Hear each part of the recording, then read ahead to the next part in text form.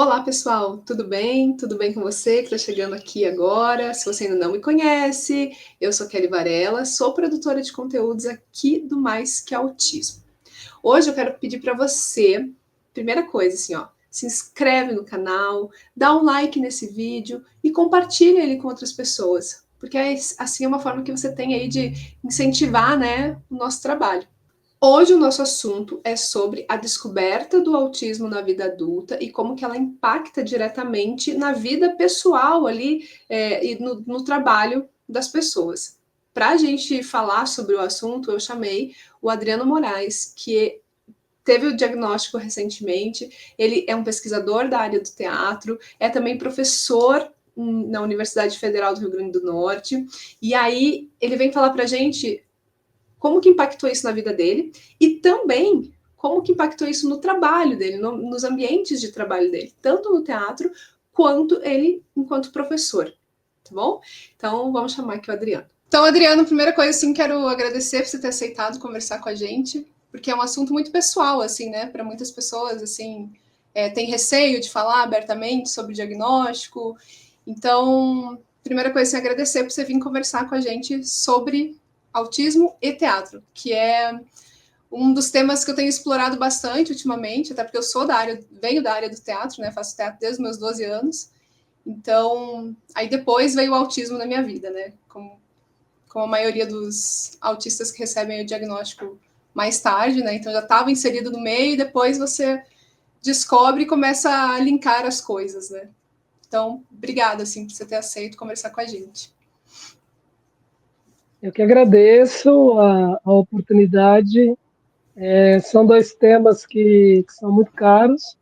O primeiro eu lido há muitos anos também, né, que é o teatro. E a questão do autismo, eu tenho uma experiência de orientação, né, de estudante, principalmente de graduação, estudantes autistas, mas como pessoa autista, isso é muito recente. Então, são dois temas caríssimos nesse momento. E aí, Adriano, você falou, né, são meio recentes, você já convivia ali com autistas. Como que surgiu para você assim? Será que eu também sou autista? Porque como que foi essa busca pelo diagnóstico? Veio assim um diagnóstico meio sem você buscar ou você foi atrás mesmo? Como que foi? Então, a história do diagnóstico ela é curiosa, porque ela ocorreu é, esse primeiro desejo, né, de buscar algumas respostas durante a pandemia, porque eu sempre fui assim muito envolvido com o teatro. Acho que teatro para mim é um hiperfoco soberano. Então, assim, eu desde a adolescência trabalhando muito com teatro e trabalhando muito. E durante a pandemia eu tive que parar, me distanciar, né, como todo mundo. Isso me deu uma felicidade impressionante.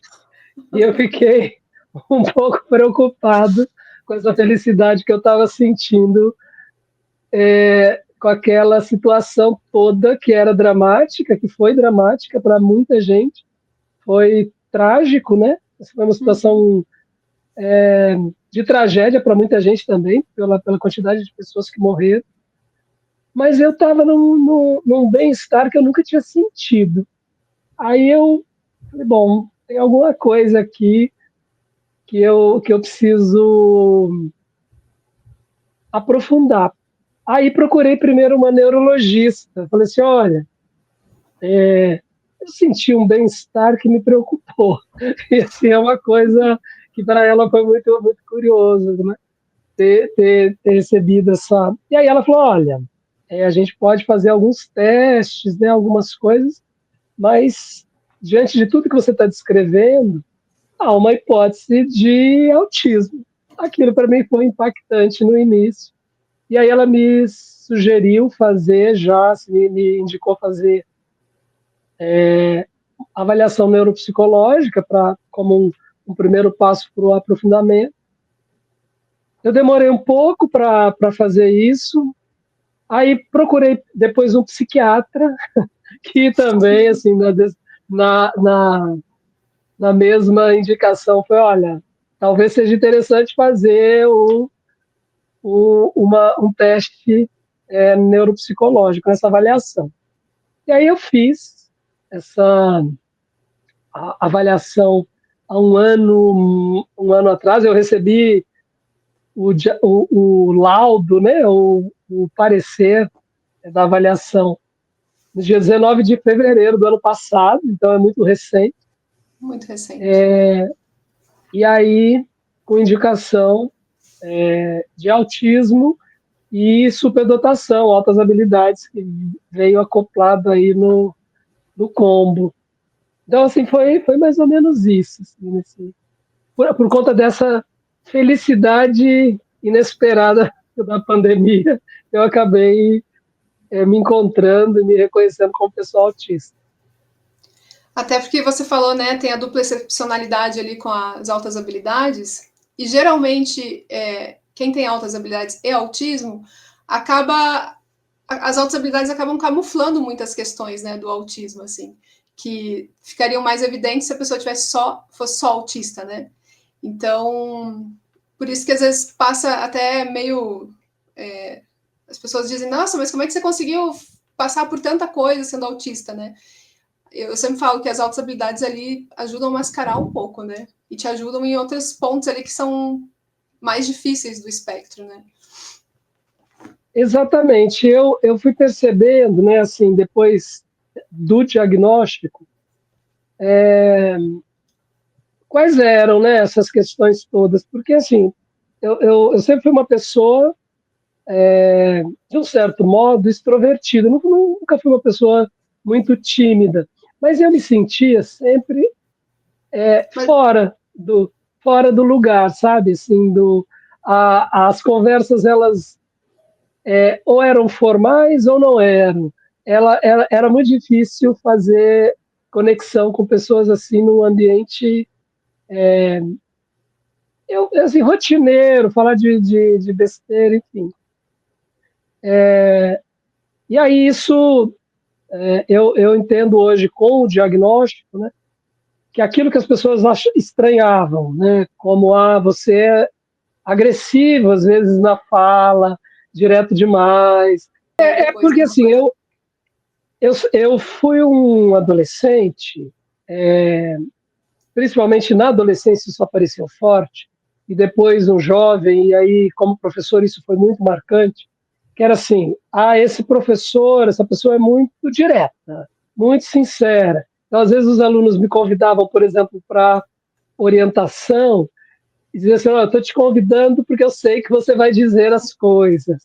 E para mim essa era uma característica, né? Minha, não ligava isso ao autismo, porque também aí, por conta de todo o preconceito que depois eu fui compreender melhor, né, que envolve a temática transtorno do espectro autista.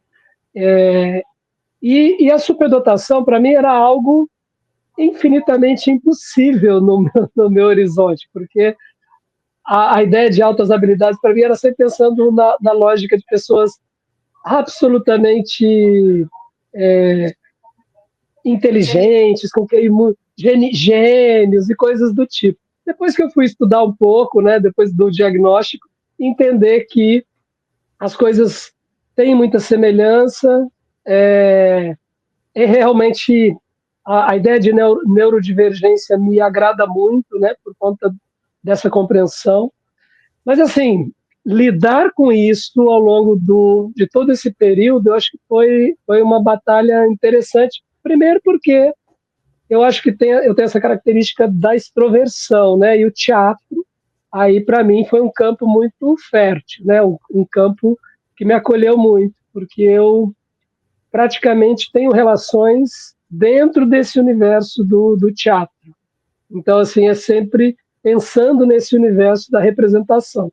Então, a lógica da superdotação e das altas habilidades, ela veio depois, na minha compreensão, no cansaço que eu chegava depois de um ensaio, ou de uma reunião, ou de um excesso de gente. Então, tudo isso Depois eu fui compreendendo de onde vinha esse desabar, né? Depois de ser exposto, né, a uma quantidade enorme de ruídos, enfim, de, de, de luzes, essas coisas todas.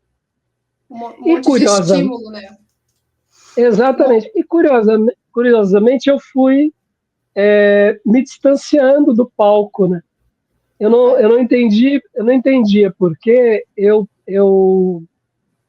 logo assim aos 24, 25 anos eu fui realmente me distanciando do palco como ator. E aí fui me especializando como diretor. Então é algo diretor, dramaturgo, então eu fui indo para o teatro para um outro lugar também, né, de quem se especializa em assistir. Até ali quando você.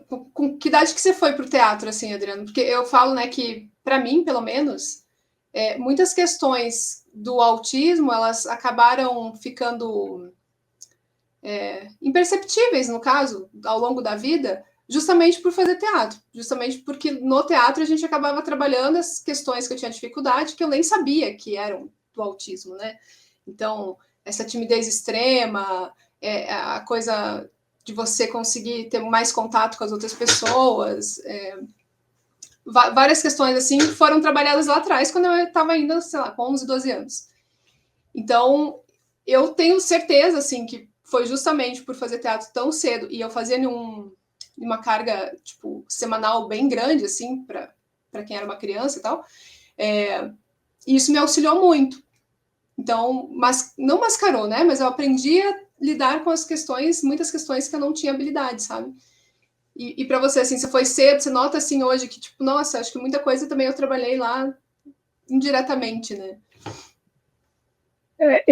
Na adolescência, eu comecei a fazer teatro na escola, com 12, 13 anos aproximadamente, mas nessa época eu dedicava um tempo enorme à leitura.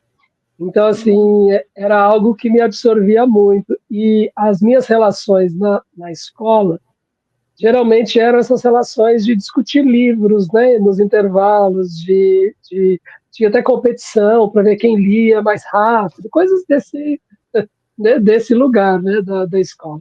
Depois, realmente, o teatro foi ocupando um espaço, quando aí eu já tinha 14 anos, que aí eu ingressei num grupo, realmente, isso em Paranavaí, no Paraná, no Sesc, né, lá de Paranavaí, e Eu também acabei...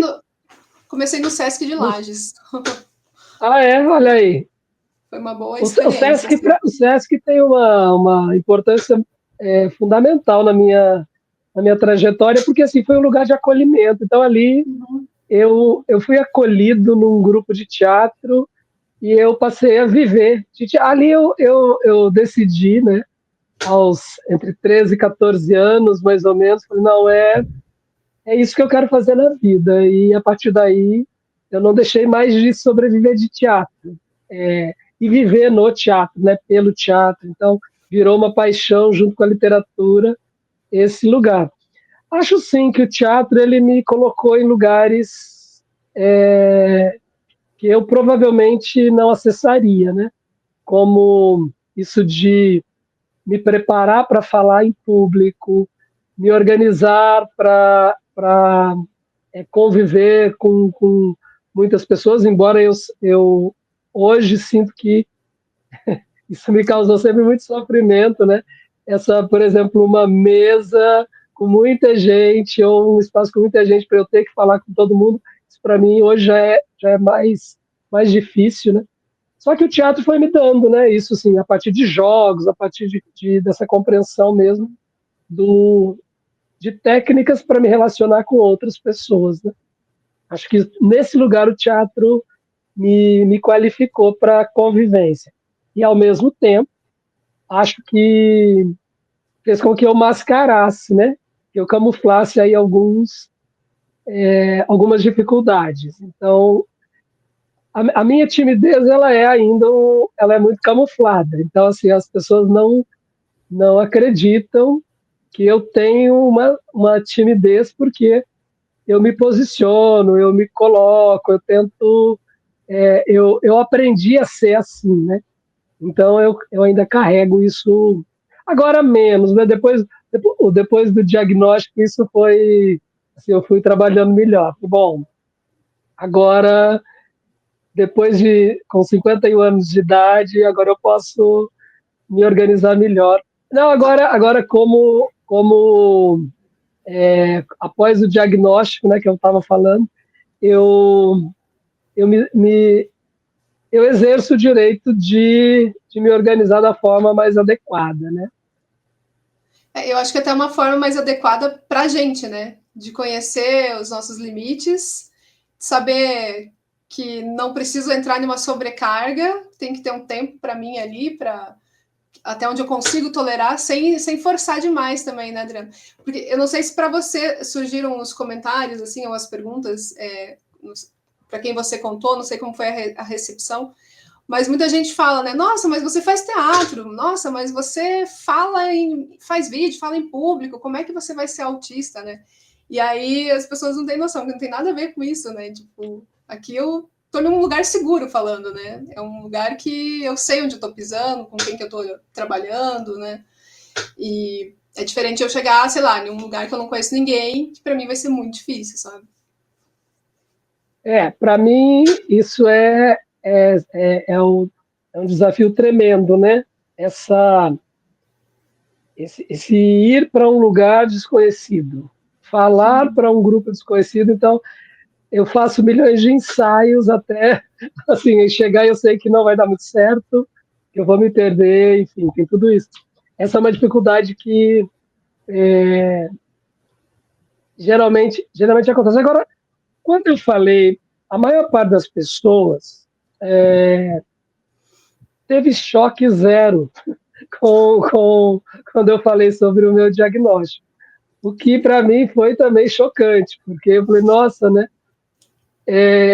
As pessoas a maior parte disse, bom, isso explica muito de você, ou seja, explica da forma como você fala em sala de aula, como você organiza a sua vida, enfim,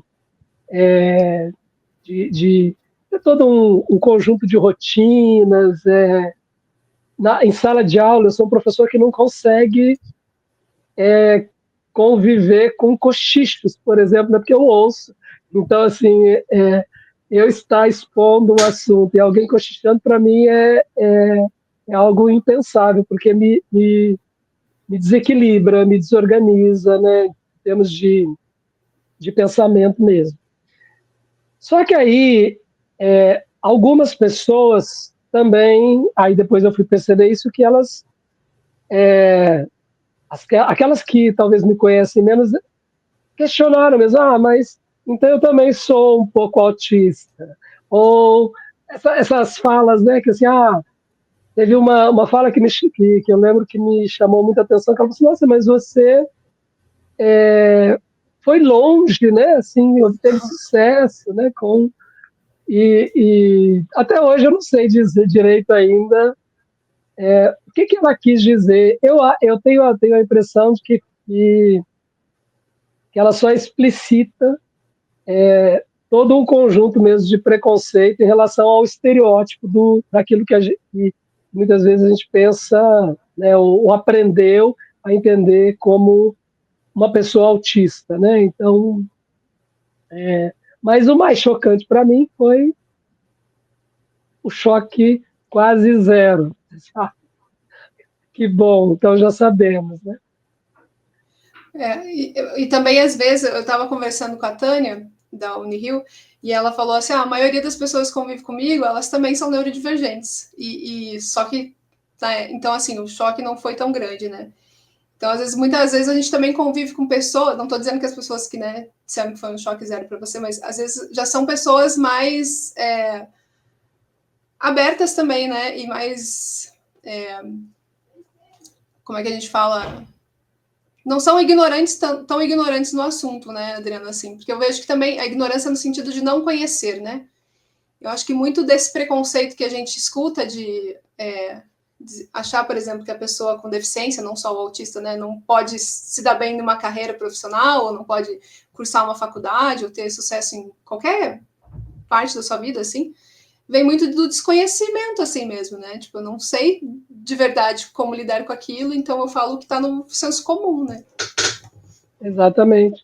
Eu tive uma sorte, né, na vida que foi, em 2011, ser procurado por um estudante, na ocasião era estudante de História, lá na Federal de Pelotas, onde eu trabalhei por 12 anos. E esse estudante, muito tímido inicialmente, falava muito pouco, e aí queria fazer teatro. Eu tinha um projeto lá de extensão que atendia estudantes e a comunidade, né, em geral. E aí esse estudante, depois, na época, ele se diagnosticava, depois a gente começou a conversar virtualmente, inclusive. Aí ele se diagnosticava como Asperger, que isso hoje seria Autista também, né? autista, né? E ele, então eu digo que eu tive uma sorte, porque daí com esta pessoa que hoje é um pesquisador também na área do teatro, trabalhou comigo durante muitos anos, né, com teatro, eu fui compreendendo melhor as neurodivergências e fui também entendendo o lugar do teatro nesse universo, né? Esse universo da previsibilidade, da, da, da objetividade na condução, por exemplo, no processo de direção, no processo de organização do trabalho, a função da brincadeira e do jogo, do prazer nesse processo todo, né? Ou seja, a ludicidade para que isso acontecesse. E aí a gente foi mergulhando nesse universo, que culminou depois num trabalho de conclusão de curso chamado Um Autista no Teatro. Conversando depois, recentemente, acho que há uns meses atrás, que aí ele, por conta de uma especialização, fez uma entrevista comigo. Nós até chegamos à ideia de que seria, então, o título do TCC teria sido melhor, Dois Autistas, né, no Teatro. Uhum. Foi muito bacana nesse momento, porque pelo TCC ele foi narrando todo o processo, foi um trabalho de conclusão de cunho autobiográfico, em que ele vai narrando todo o processo de percepção dele como pessoa autista, até chegar no teatro e na compreensão desse universo da neurodivergência, de forma bastante ampla. E você, assim, se você falou, né, algumas coisas, você começou a...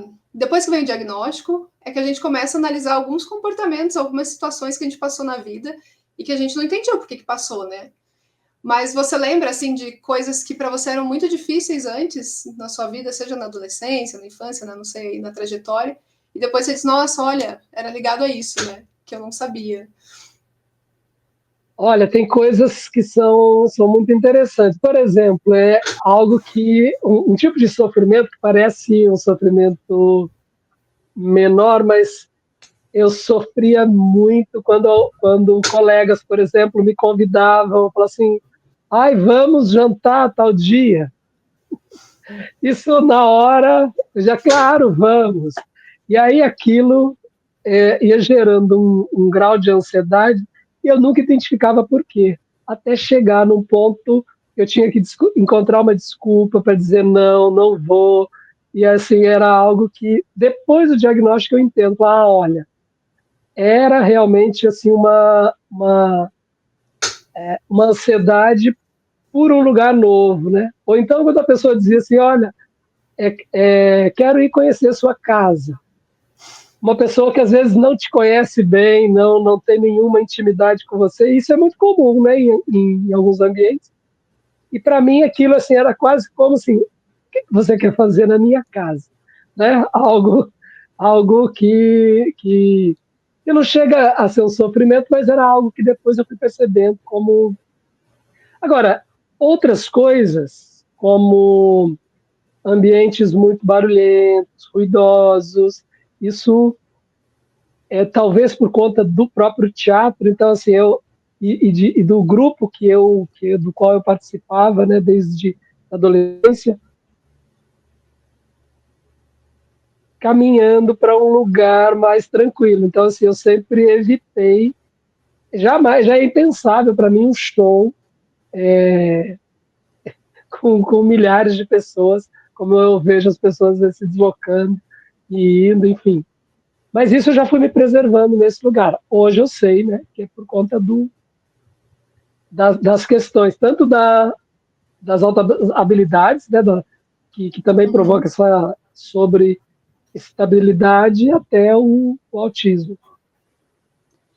Você tem muitas questões sensoriais assim, que nas altas habilidades, até as pessoas costumam dizer, né, que as pessoas com altas habilidades são muito dramáticas, mas elas são muito intensas e sentem muito, de uma forma muito intensa algumas coisas, né? Principalmente as questões sensoriais, assim, né? Para você isso pega também, assim? Porque no teatro tem Para muito essa mim, coisa, né? Da luz, do som, tem coisas ali que realmente, para quem tem muitas questões sensoriais, pode impactar, né? sim, para mim, assim, o que mais impacta no cotidiano são os ruídos, os pequenos ruídos.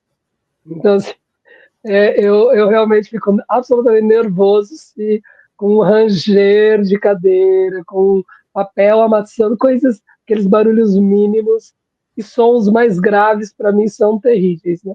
Então assim mas assim o eu não me exponho, né, a situação de show com som absolutamente que não é possível, para mim não é possível existir ali naquele ambiente. Então eu até entendo, tenho percebido que acho que essa poluição sonora ela está de tal ordem que as pessoas não estão se dando conta, né, de que elas estão ouvindo coisas com barulhos ensurdecedores. Mas para mim o dia a dia é mais complicado. Assim, Uhum. se eu estou, por exemplo, com meu companheiro em casa e ele começa a fazer um barulhinho pequenininho que seja, aquilo, aquilo é inevitável. Essa é uma questão, talvez, do som que é mais forte. Agora, luminosidade, é, muito pouco, assim, não tenho tido problemas com luminosidade, não. Você falou, né? Eu tenho muito disso também dos pequenos barulhos. E eu lembro desde criança, assim, que me irritava escutar, às vezes, as pessoas no mastigar, aquele barulho do mastigar, ou, sabe? Ou tomar o café e daí a pessoa chupava. Nossa, aquilo me dava muita. E eu não sabia, né? Eu ficava muito brava, assim. Bem isso, eu posso escutar uma música alta às vezes, mas eu não consigo tolerar. Eu consigo escutar barulhinhos muito pequenos, assim, tipo. E me desconcentra. Eu tenho TDAH também, né? Então me desconcentra total, assim, tipo. Não, é dolorido, né? Esses Uhum. barulhinhos, para mim, eles são doloridos, assim, de não, eu não consigo ficar aqui, né, nesse lugar. É uma. Exato. Agora, e questões que aí eu notei depois de sensibilidade digestiva, né? Então, eu tenho. Essa é uma questão que eu ainda quero aprofundar um pouco, porque eu tenho uma sensibilidade muito acentuada na questão da digestão. Então, qualquer mudança, para mim, é um transtorno enorme, né? Assim, é, o, é, é, é onde eu sinto, primeiro, né, o impacto do estresse, para mim, por exemplo, é intestinal, inicialmente. Né? Assim, é algo que altera completamente a minha rotina. Né? Tem até uma entrevistada que ela veio aqui que ela fala justamente as pessoas com altas habilidades elas têm essa questão desse sistema, que agora eu não vou lembrar o nome dele, se é o proceptivo, eu não lembro exatamente, mas sente muito impacto, sente muito intensamente, então vai tudo para essa região ali, sabe? Ela tem um trabalho bem bom, essa é uma TO. que trabalha com adultos, né? E mais de altas habilidades, assim. Que é mais. Então, por sentir muito intensamente tudo, isso acaba indo para essa parte digestiva, assim. Outra coisa também que é uma marca, né? Que era uma marca minha, que eu também não sabia. Eu não consigo, por exemplo, usar camiseta. Aliás, camiseta é a minha roupa, né? Basicamente. Eu, de vez em quando, eu uso um figurino, que eu chamo camisas de figurino, né? Porque assim, eu coloco algo que me deixa com certo desconforto. Mas assim, eu não consigo usar estampas de forma alguma. Assim, eu gosto muito de cores, de lugares coloridos, mas em mim é algo, algo que não, eu não consigo. Eu tento, mas não consigo. Seu guarda-roupa é mais sóbrio.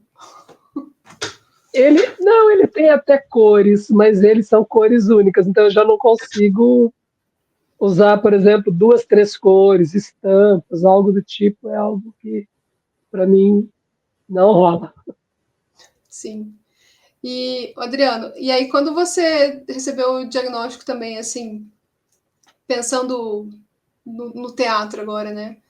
Você nota que no teatro também como professor, né? Eu acho que também é uma profissão ali que tem, tem um impacto grande na sua vida também, né? Você nota diferenças, assim, você como profissional depois desse diagnóstico, assim, tipo, a sua postura nestes ambientes, sabe? Olha, essa situação assim pós, principalmente o trabalho pós-diagnóstico, ela para mim ainda está num processo de desenvolvimento, sabe? Porque Uhum. a primeira coisa que fiz quando tive o diagnóstico foi chegar na sala de aula e falar, olha, quero me apresentar novamente para vocês porque é importante. E aí falei isso para os alunos, o que foi muito bacana, né? O acolhimento aí foi muito legal. Então as pessoas passaram a entender melhor esse funcionamento de uma certa organização de trabalho que eu preciso, né, para que as coisas funcionem. Ao mesmo tempo, eu notei que as pessoas se sentiram no direito de tentar me traduzir. Então, isso tem me incomodado um pouco. Assim. Então, volta e meia tem alguém que fala assim: olha, ele está querendo dizer isso. Mas a pessoa diz exatamente, talvez quase com as mesmas palavras que eu disse. Então, eu tenho tentado, nesse ano, identificar o que é, se é ritmo de fala, o que é que elas realmente não conseguem compreender, ou se a minha. Que às vezes eu tenho uma rigidez facial quando eu estou muito concentrado. Né? Então, assim, dá essa sensação de que eu estou bravo falando, algo assim. Então, eu ainda estou num processo. Os meus colegas de trabalho, a gente não comenta, isso não eu falei também numa reunião né, de colegas, então isso ficou assim, não se comenta. A universidade eu também fiz questão de colocar na minha ficha funcional, isso é uma discussão que eu até tive aqui com o pessoal da secretaria, tem uma secretaria de inclusão e acessibilidade. Falei, olha, a gente tem discutido muito a acessibilidade e inclusão de estudantes, o que é muito importante, mas eu queria que a gente começasse a pensar também a inclusão e acessibilidade de servidores técnicos e docentes, porque eu queria que isso aparecesse para os alunos, como aparece para mim como professor, que assim, olha, eles estão lidando com um professor autista. Então, isso agora, por exemplo, no semestre passado já apareceu, então eu achei bacana. Então, os alunos, quando vão se matricular, já vão saber, tem essa informação, como eu tenho informação em relação a eles. Só que é um assunto muito curioso ainda, uma forma né, de lidar com um assunto curiosa, porque parece que é interditado, não se fala muito ainda. Eu ainda não entendi por quê. Isso está num processo. E você fala isso não se fala muito dentro da comunidade acadêmica, dentro da universidade. Ou dentro do teatro também você nota isso, assim, que, tipo, beleza, ele falou e vamos seguir porque é só o diagnóstico, né? Exatamente, exatamente. Não, ainda não se tem isso como uma pauta. Tanto é que nós agora, junto com Tânia, Gabriela, lá da UFSC, a gente, e eu sou editor de uma revista aqui na UFRN, e a gente tá fazendo um dossiê para que pesquisadores, artistas, autistas possam escrever e falar sobre as suas experiências num dossiê que chama Autismos e Criações Contemporâneas, e Criação Contemporânea, que nós três estamos organizando para que a gente possa estimular, né, o debate sobre o trabalho, as qualidades, enfim, todas as especificidades do trabalho e da criação de artistas, professores e pessoas autistas. Agora, pode falar. No campo do teatro, eu não vejo muita diferença, não sei, tenho pouco contato com as outras áreas também. É que um parênteses, eu sou estudante também de audiovisual, né? Comecei a fazer uma nova graduação há um ano atrás, e aí no curso de audiovisual eu notei a presença de pessoas autistas de uma maneira mais explícita do que no teatro.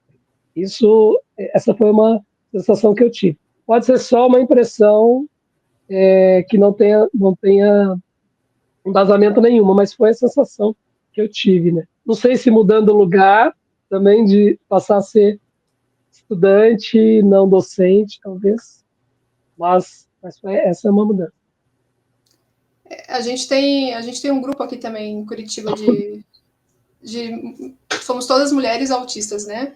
E a gente tem conversado muito, assim, sobre o que era o teatro pra gente antes, algumas questões que eram muito difíceis dentro do teatro. Para mim, por exemplo, é a improvisação.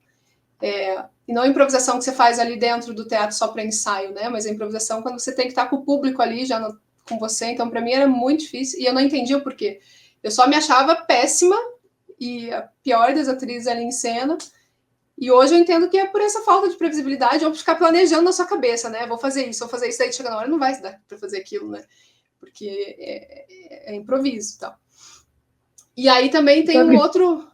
Pode falar, eu continuo. Não, é só para pegar um gancho que você falou assim, eu me sentia péssima. Eu acho que quando eu deixei de ser ator é porque assim, eu tinha essa sensação de que eu era um péssimo ator também. Embora eu já ganhei prêmio, coisas assim, as pessoas elogiavam, mas eu nunca dei crédito a esses elogios. Então é algo curioso também. E aí, pegando um gancho também, agora que você falou isso, eu lembrei de outra coisa que você falou, né? Que a expressão, né? Parece que eu tô falando, ou que eu tô muito sério, ou que eu tô muito brava. E também tenho muito isso, e eu noto que muitos autistas falam isso, de você falar e parece que a gente tá falando tudo com a mesma expressão, né? Ou com o mesmo tom de voz, mas principalmente a expressão, as pessoas acham que você tá bravo, né? Falando. E você não tá bravo, você tá bem, você tá feliz ali com o negócio, só que às vezes a tua expressão é uma só, né? Você falou isso, eu lembrei que vários autistas falam isso mesmo, assim, de as pessoas dizem que eu tô falando que eu tô bravo, que eu tô muito sério, né?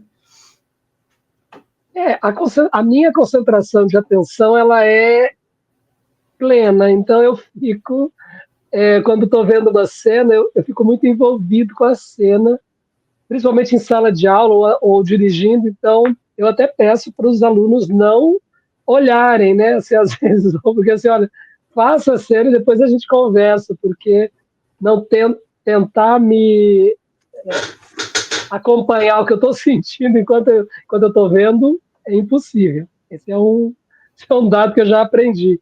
Isso é pós-diagnóstico, porque antes eu não conseguia dizer isso. Agora eu já falo, olha, a minha concentração aqui ela é de alguém, às vezes, que fica com a expressão de quem está bravo, mas não estou, não. Eu estou só curtindo a cena. Sim. E aí, o ponto que eu ia complementar ali, Adriano, é que, assim, muitas pessoas para mim o teatro sempre fez muito bem, assim, né? No sentido de que eu sempre gostei muito de estar no palco e tal, mas muitas pessoas acabam pegando professores ou diretores ali no começo que exigem algo que para os autistas às vezes é muito difícil, né? E aí acaba sendo até traumatizante, que tem essa coisa também, que dependendo se você vai fazer teatro com alguém que não entende da neurodiversidade, ou que não sabe, né? Mas te força a fazer algumas coisas, principalmente aos anos atrás que a gente tinha essa coisa do diretor ser mais carrasco, né? E exigir muito, às vezes, desse ator e tal. Então, eu já escutei também de pessoas que o teatro, nesse sentido, foi opressor, né? No sentido de que forçava você a fazer coisas que iam de encontro ali com o que você não conseguia fazer, né? É interessante, por exemplo, no meu caso, eu não tive muito esse problema, porque como eu entrei no SESC, e logo na sequência passei a trabalhar com grupos, né? Então, assim, tanto é que o meu objeto de pesquisa é teatro de grupo, porque assim é um lugar que é um pouco é mais horizontalizado, né? A questão. Então, a gente nunca tive nenhum problema, pelo menos no momento em que eu atuava, ia para a cena, né? Como ator, nenhum problema de ser obrigado a fazer determinada coisa. Ao mesmo tempo, eu fui um diretor durante algum momento em que eu obrigava a fazer. Então, só que isso, talvez assim, seguindo um modelo lá muito anos 80, que eu fui, mas isso eu fui também deixando, né, ainda bem, né, que isso eu deixei cedo de exigir.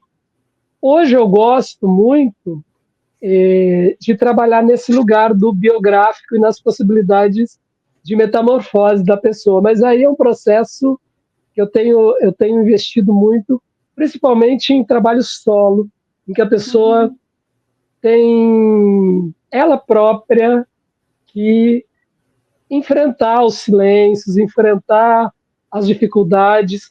A partir do momento em que ela enfrenta isso como pessoa, como artista, aí eu entendo que ela está preparada para dialogar no campo da arte com outras pessoas. Então aí, porque daí ela já, para mim é como se ela se autodeclarasse: eu sou artista. E como artista, eu não preciso que ninguém diga o que eu tenho que fazer. Então assim, eu tenho eu tenho esse poder criativo, né? Então eu tenho investigado muito nesse lugar. Não é uma tarefa fácil, porque as pessoas também às vezes, né, eu já ouvi, por exemplo, nesse último ano, que eu abandonava demais como diretor, então assim que eu não não não dizia o que as pessoas tinham que fazer, quando na verdade ela estava na verdade querendo algo fácil, né? Ou seja, faça tal coisa, uma voz de comando, quando eu acho que a gente tem que encontrar formas, né, de ainda mais nesse lugar do teatro que eu faço, que é um teatro mais acadêmico, que é um teatro que permite o erro, né? Que ele não está muito atrelado ao mercado. Então, tem esse lugar também do experimental que eu consigo, com atores e atrizes, brincar mais, brincar muito, né? Com a cena. Poder parar. Eu digo a eles assim, né, não há nenhum problema se em algum momento na cena a gente precisa parar a cena. Pode parar e falar assim: olha, ok, vou parar aqui, vou recomeçar ou não vou recomeçar hoje, posso recomeçar no dia seguinte, porque como é um ambiente ficcional, né, que a gente trabalha, ele pode ser refeito, reorganizado. Então, para mim, o teatro também tem sido esse lugar em que eu me instituo como pessoa que sou. Ponto. E aí, quem coloca, quem sabe dos limites é a própria pessoa que está criando, né? Aí entram outras coisas. Entram outras coisas como, e principalmente, né, a questão de autocuidado. Quer dizer, saber dos limites, saber aquilo que machuca, saber aquilo que... porque a gente tem que... volta e meia a gente esquece disso, mas o estresse ele não é só negativo, né? Não é só aquilo que causa peso, mas pode ser um estresse positivo, em que você está muito envolvido e não percebe, por exemplo, a hora de parar. Então, esse é um... Eu já sofri esse tipo de estresse, e para mim ele é terrível, porque quando você se... quando percebe, você está numa exaustão, sem saber que foi por uma coisa gostosa, né? E o teatro, para mim, ele, em alguns momentos, assim, que aí tem a ver com a ideia do hiperfoco mesmo, assim, eu me envolvia de tal ordem, trabalhando tantas horas mais do que precisava, numa delícia, só que o corpo estava sendo estressado para mais do que precisava. Então aí hoje tem que equilibrar esse lugar assim, olha, eu trabalho, tenho que trabalhar, mas eu preciso também ter um lugar de autocuidado com muita clareza, né? Ou seja, tem que ter técnicas de descanso, que é onde eu tenho mais me dedicado hoje. Assim, é preciso que a gente organize nesse mundo em que estamos técnicas de descanso. A gente tem que descansar muito, né? Descansar bastante. Até porque o corpo da gente, uma hora, ele pifa, né? No sentido assim, te dá sinais que ele tá doente, que ele precisa, tipo, cuide de mim, não só, porque é bem isso, assim, eu acho que quando você gosta muito daquilo que você faz, né? E aí entra tanto o hiperfoco, seja ele voltado para coisas úteis ou coisas inúteis, que eu falo que às vezes a gente tem hiperfoco que é inútil também, que desgasta a gente da mesma forma. Mas esse corpo ele vai padecendo ali, né? E aí a gente, eu falo a gente do modo geral, assim, muitas vezes não tem essa noção também de que a gente está chegando nesse limite, né? E que já extrapolou, na verdade. Às vezes vai precisar de alguém perto, na verdade. Por isso que às vezes também é importante alguém que saiba do nosso diagnóstico, né? E diga, olha, tá passando, para, se cuida ali um pouquinho, né? Porque quando você tá no meio ali, tá tudo tão bom, você não só pensa quando você acaba com uma dor, com alguma coisa mais grave assim mesmo, né?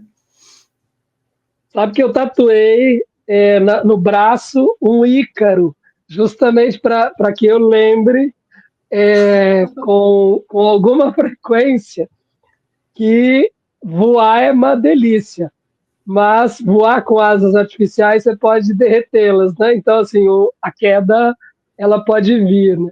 É uma brincadeira aqui para fazer, olha, é isso, né? Assim, a gente tem que ter esse cuidado.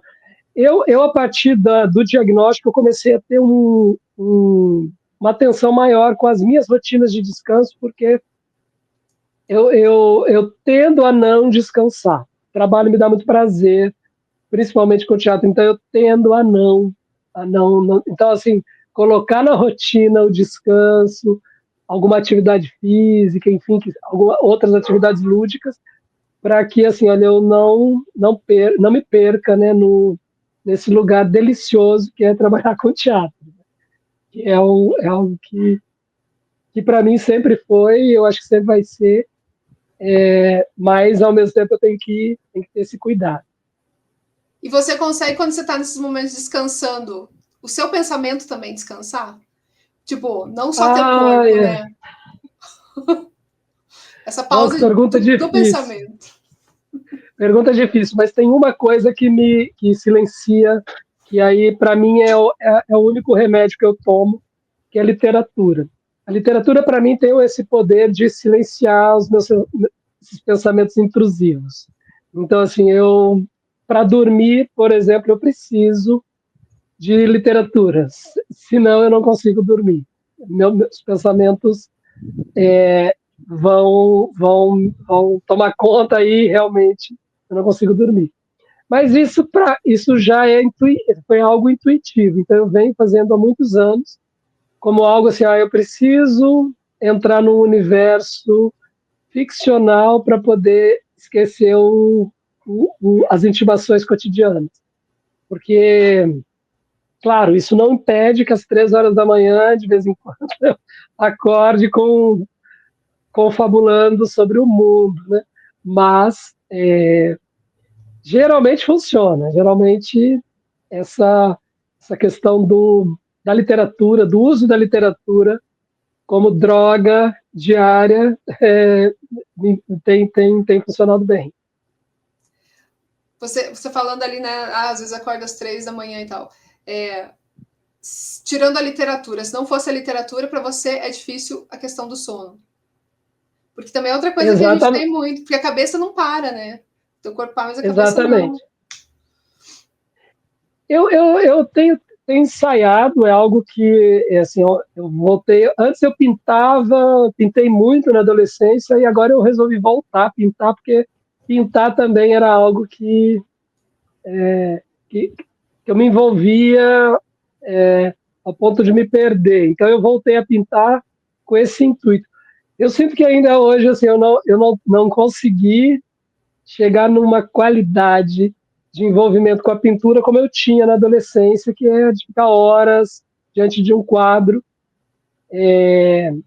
Conseguia fazer isso porque era tinta a óleo, comecei a pintar agora em acrílico, mas eu estou achando que vou ter que voltar para o óleo. Só que o óleo tem uma toxicidade que não é legal, então assim, eu tenho que pensar nisso com mais calma. Mas eu fico pensando que esse lugar, por exemplo, do pensamento acelerado, né, que hoje eu sei que junta, que isso é potencializado pelas altas habilidades junto com o autismo, então, assim, isso é algo que volta e meia me atrapalha um pouco, né? Então, em reuniões, aquelas reuniões que a gente sabe que poderia ter sido, para usar um meme, um e-mail, né? Ou que a pessoa está usando muito mais palavras do que ela precisava, enfim. Então, assim, o universo de pensamento ele é terrível de domar.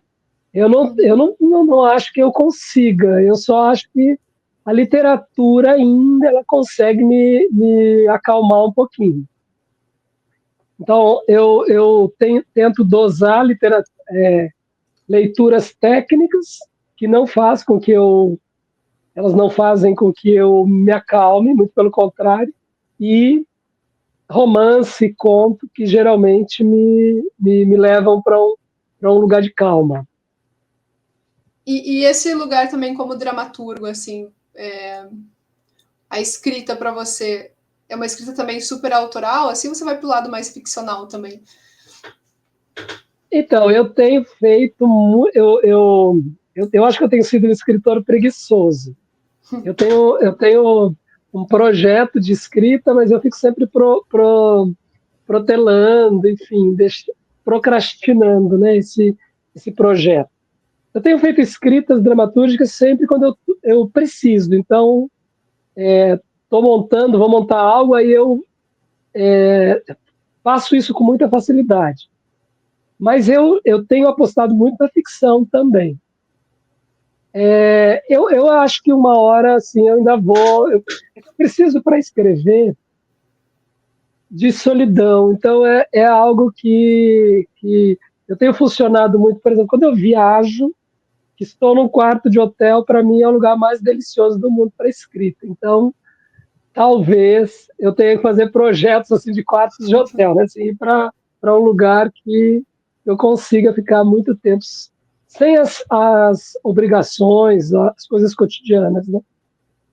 Então, mas escrever para mim também ao mesmo tempo ele me rouba um tempo tremendo. Então, quando eu falo assim de ir para quarto de hotel, significa que eu deixo às vezes de visitar lugares para ficar realmente escrevendo. Então, passo horas, quando vejo, já avançou a madrugada. Então, é algo também que eu não sei se me acalma. Eu acho que ela provoca um pouco mais de excitação. Uhum. Não sei se é ruim, não sei como é isso de viver, né, nesse lugar de super excitação no processo de escrita. É algo... Eu vivo isso um pouco no teatro também. Quando estou no processo criativo, eu sou tomado por aquilo. Então eu tenho que... Por isso que eu fui colocando os lugares de descanso, que são lugares assim quase de religiosos, né? Assim, ó, turma, meia horinha após o almoço. seja, coloque as costas no chão pelo menos 15 minutinhos e fique aí calminho. Ou tente, né? O Adriano, e falando como diretor, né?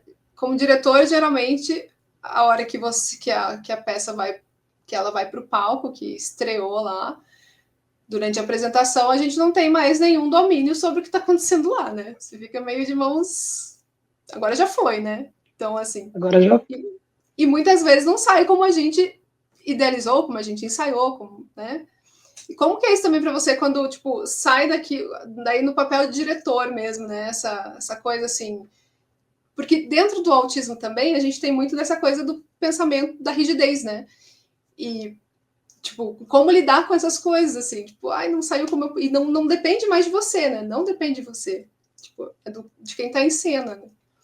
Ou do público junto, então é um conjunto de coisas ali. Olha, você sabe que eu tenho tentado, eu tenho trabalhado muito isso. Porque assim, em sala de aula é complicado os estudantes, as estudantes atenderem às expectativas. Então, em sala de aula, geralmente eu entro com uma expectativa muito baixa. Então, assim, eu, eu, eu tenho encontrado estratégias justamente para assim, olha, a gente tem uma flexibilidade maior no roteiro, pode retirar, colocar coisas. Então, eu acabei fazendo isso por conta justamente dessa rigidez, porque eu sofria muito com trabalhos que não resultavam naquilo que eu desejava. Quando eu vou para o ambiente da pesquisa, eu opto por um teatro experimental, que eu posso, inclusive como diretor, entrar na cena. Eu posso parar, posso pedir para repetir. Isso começa a fazer parte do jogo com os espectadores. Então, assim, isso vai me dando uma alegria. E, ao mesmo tempo, eu aprendi a gostar dos erros. Então, assim, porque para mim, aí eu li um autor há alguns anos atrás, que é o Gianni Rodari, tem um livro publicado no Brasil chamado Gramática da Fantasia, que ali eu aprendi muito sobre essa coisa do erro criativo. Então, assim, eu gosto muito de, como diretor, né, na função de diretor, ver artistas na cena errando e dando certo por outras coisas, né? Então, às vezes a gente, na rigidez do ensaio, né, na tentativa da perfeição da cena, a gente encontra, a gente vai cristalizando mesmo situações, né? E eu tenho me divertido muito com os erros. Tenho me divertido ao ponto, às vezes, de ser um pouco irresponsável com os acabamentos. Então é algo que eu tenho que equilibrar, porque às vezes os estudantes têm dificuldade comigo agora, né? Porque eu falo, gente, vamos apresentar do jeito que está, porque assim a gente tem que fazer com que o público entenda que o que a gente faz demanda muito trabalho. E também a gente tem um grau de humanidade altíssimo aqui envolvido. Então, a gente vai fazer com, com determinadas emoções no dia que elas podem aparecer na cena. Então, é algo que no teatro experimental eu consigo, na performance, no teatro experimental, eu consigo transitar bem. Agora, para mim, o segredo é entrar com baixa expectativa. Ou seja, o que acontecer, aí a gente vai analisar e tentar no dia seguinte fazer de novo, tentar chegar naquele lugar que ensaiamos. Mas no encontro com o público, realmente, antes eu não via, eu tentava não ver a cena. Tentava, ou eu fingia que via, enfim. Ou ficava observando mesmo espectadores. Não, quase não via a cena, ficava muito como observador de espectadores. Agora não, agora eu já me divirto muito mais, às vezes muito mais do que alguns espectadores. Adriano, e aí você falou talvez tenha duas... A pergunta que eu vou fazer aqui, né? Que é o teatro para esse artista autista que chega, né?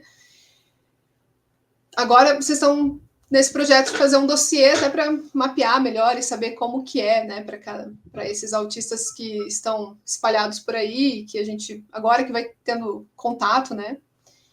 Mas então, eu acho que talvez no seu lugar de fala mais com os alunos, assim, autistas que chegam, neurodivergentes que chegam para fazer teatro, você nota assim que eles também buscam já algum lugar um pouco mais confortável para eles dentro dessa cena, sabe? Um teatro mais acessível mesmo, para quem faz, né? Não só para o espectador autista que vai lá assistir, né? Mas eu, como atriz, o que eu preciso ali para estar na minha plenitude, né? Porque às vezes você até consegue ficar, mas você não consegue ser o seu 100% porque você está se incomodando com alguma questão ali dentro, né?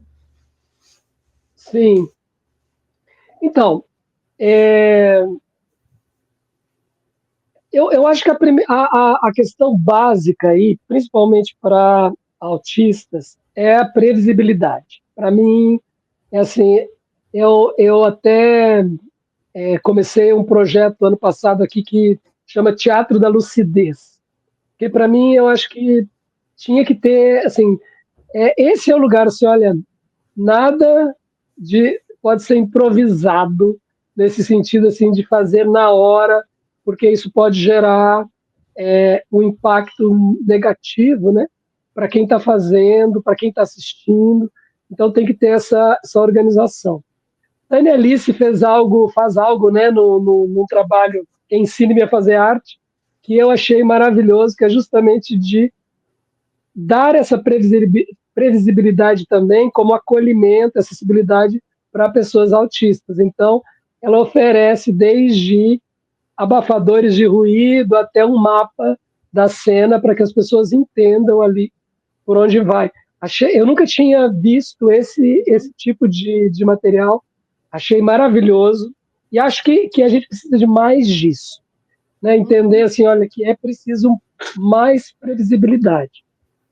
Já na sala de trabalho, como já há, né, comigo, alguma previsibilidade até exagerada, eu acho que é um lugar, pelo menos para os estudantes e para as estudantes que trabalham comigo, de se empoderarem. Significa assim, quem vai determinar o ritmo de trabalho são os acordos que são feitos no grupo. Então as pessoas não podem deixar de se manifestarem quando os acordos estão sendo construídos. E elas também não podem deixar de se manifestarem quando elas detectarem que há necessidade de mudança dos acordos. Porque eu acho que aí para mim, no grupo, é o que precisa funcionar. Isso significa romper com alguns preconceitos, algumas barreiras, né? A primeira delas é quebrar a hierarquia mestre, discípulo, professor, aluno, para dizer assim, olha, temos aqui necessidades distintas e a gente pode articular os acordos conforme o funcionamento, enfim, o momento de quem está envolvido no trabalho. Acho que esse é o primeiro ponto. O segundo é entender que nós não vamos ter nenhum trabalho acabado. Que a gente aí é entender que, como artista de teatro, a obra é o conjunto da vida, né? Não é uma obra isolada que ela tem sentido único, né?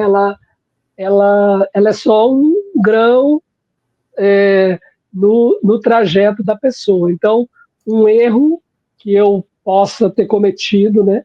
Em algum momento, numa condução ou num processo criativo com os meus estudantes, não significa que eu vou ser o péssimo professor, eu posso reorganizar isso posteriormente.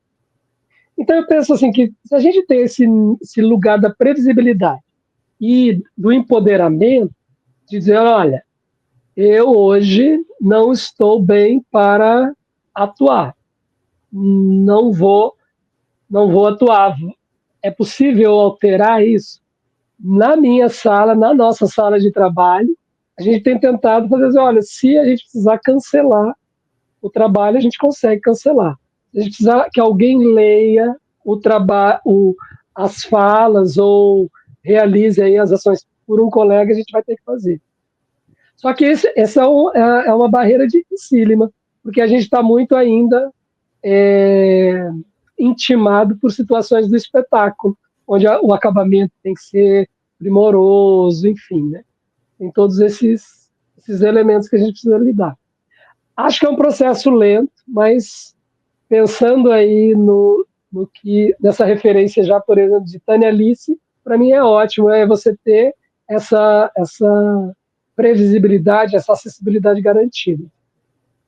Eu quero trabalhar por isso, né? A partir desse lugar também, recém-adquirido de professor, artista, autista.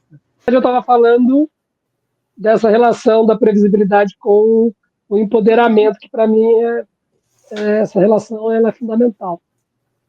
Sim. Para a gente garantir, né, minimamente acessibilidade, não só acessibilidade no momento da apresentação, mas no percurso, né, que é onde geralmente as pessoas às vezes abandonam a sala de ensaio, não são acolhidas, porque também você mesmo comentou agora há pouco, né, sobre a questão dos jogos, né, é algo que às vezes me incomoda um pouco, né, você ter esse ambiente apenas do jogo, em que ele precisa ser feito sempre no grupo, sempre é a ideia de integração e não de interação, né?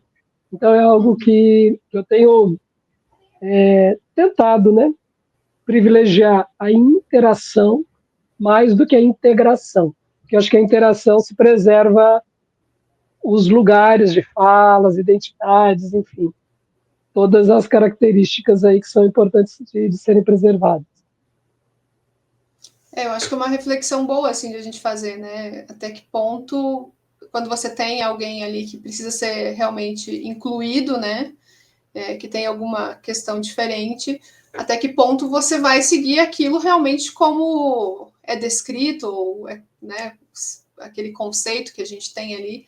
E se a gente também não tem que se adaptar, né? Seja como professor, como diretor, como colega de cena que está ali, porque o colega também tem que estar muito aberto para acolher, né?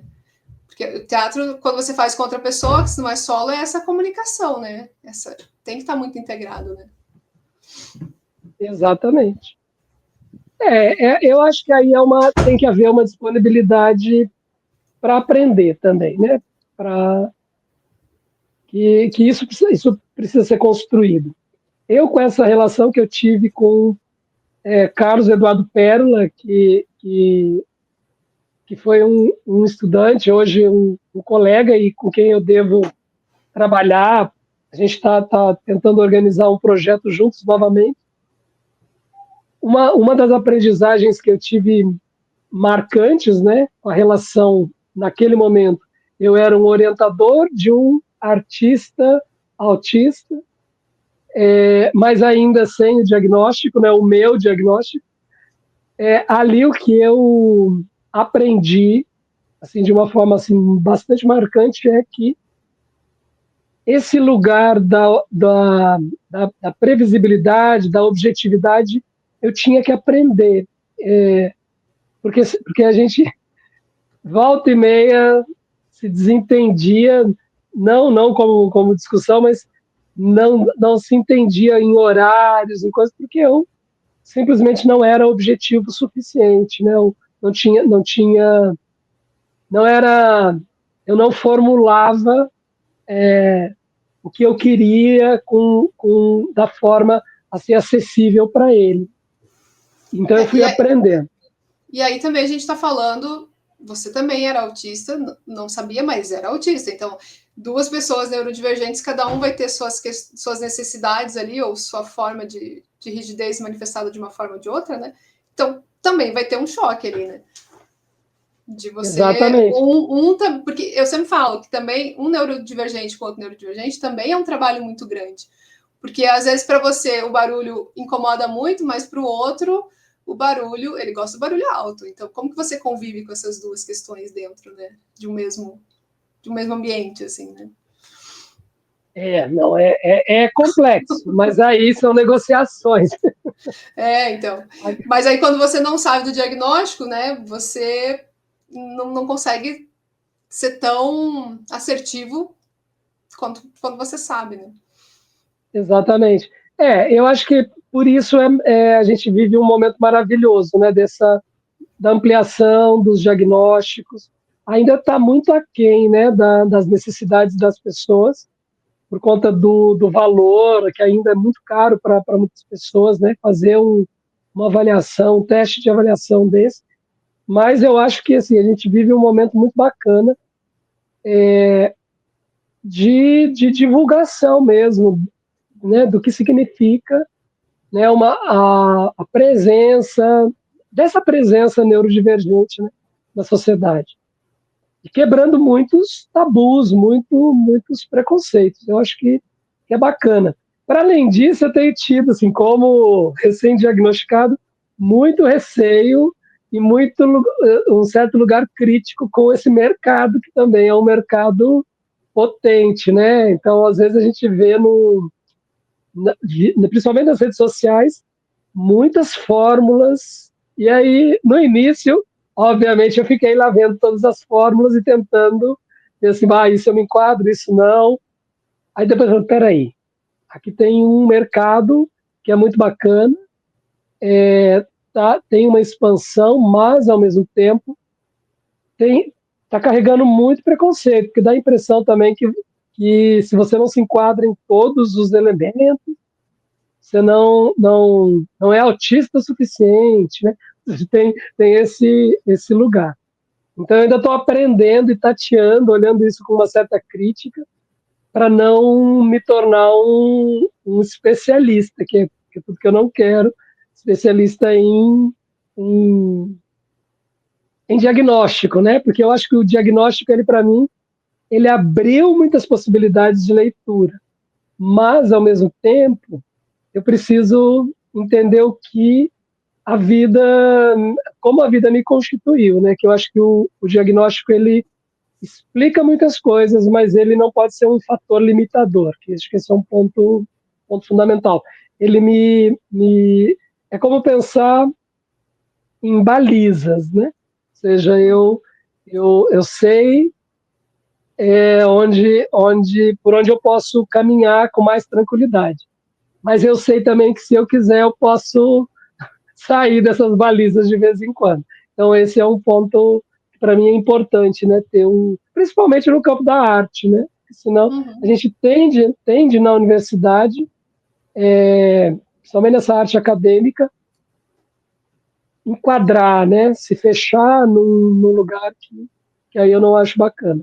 Acho que tem uma coisa que eu não sei nem como abordar isso direito, mas para mim é interessante, que ainda para mim é um pouco tabu, né? Mas falando do Carlos Eduardo Pérola, que talvez seja até uma pessoa que depois, se você quiser Eu acho que eu entrevistar, já pode li, ser bacana. eu acho que eu já li esse trabalho que você está falando dele. Quando eu fui fazer umas pesquisas de teatro e autismo, cai no trabalho dele. No trabalho dele, que bacana, né? Feliz.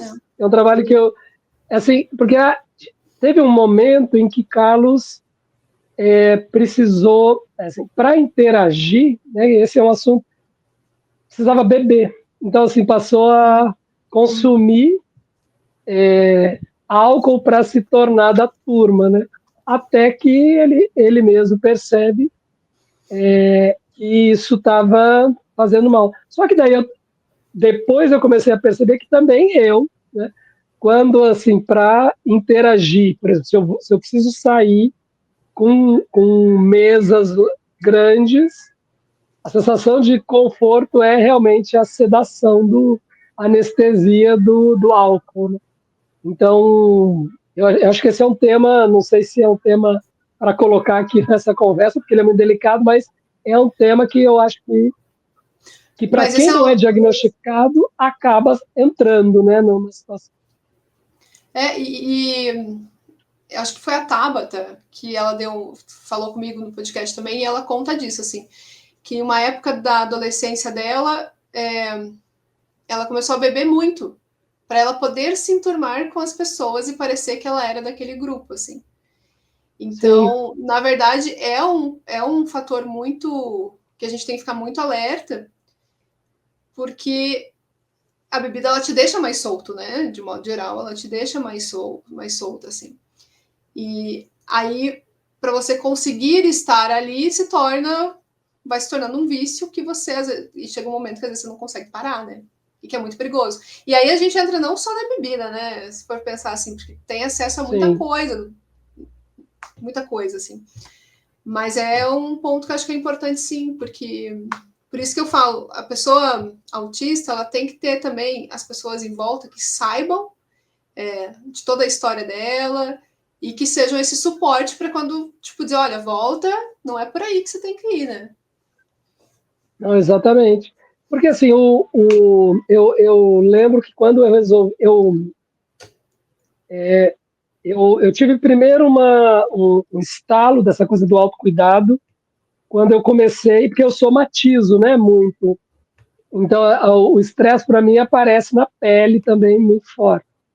E aí eu comecei a ter é, eczemas e coisas na pele, e aí dermatologistas usando fazendo os tratamentos possíveis, até que encontrei uma médica em Porto Alegre na época, que tinha uma visão mais holística e falou, olha, vamos entender, porque assim, isso aí não é algo, não é fungo, não é nenhum outro, é preciso entender o seu estilo de vida. A partir dali, por exemplo, que eu fui entendendo que eu não fazia parte também de muitos grupos, né? Porque, assim, para fazer parte do grupo, eu tinha que beber mais do que eu precisava, ou precisava dormir menos do que eu preciso.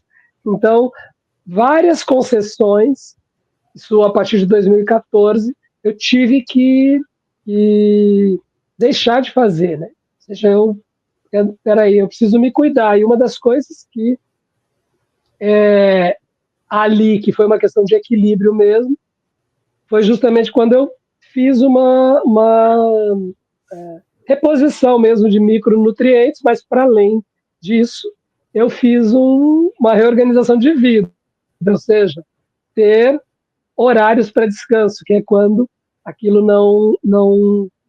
ainda não estava, né? Porque o trabalho para mim ele entrava sempre no lugar do prazer ou do olha como eu sou importante, eu sou aceito por este grupo por conta disso. Então aí tinha esses modelos opiáceos, né? Ou seja, você tem esses ópios que vão aparecendo.